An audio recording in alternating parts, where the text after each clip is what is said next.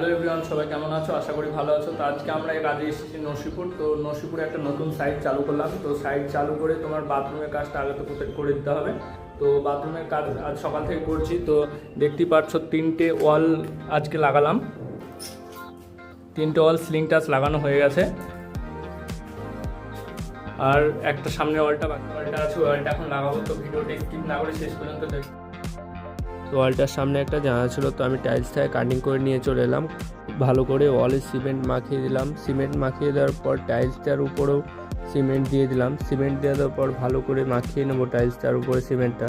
কুর্নি দিয়ে সিমেন্টটা সাট করে নিচ্ছি। পুরো টাইলসটার উপর ভালো করে সিমেন্টটা মাখিয়ে নেওয়ার পর 2টো মাটাম ক্লিপ বসিয়ে দিলাম। এবার টাইলসটা ফিটিং করে 2-4 টাইলস একা ফিটিং করতে একটু অসুবিধা হয়। আজকে আমরা দুজনে কাজে এসেছি, সেই জন্য ও আমাকে হেল্প করতে পারছে না ক্যামেরা ধরার জন্য। আমাকে একাই কষ্ট করে টাইলসটা ফিটিং করতে হলো। 2-4 টাইলস ওয়ালে ফিটিং করে খুব সুন্দর লাগে দেখতে। তো তোমরাও বলো টাইলসটা ফিটিং করে কেমন দেখাচ্ছে।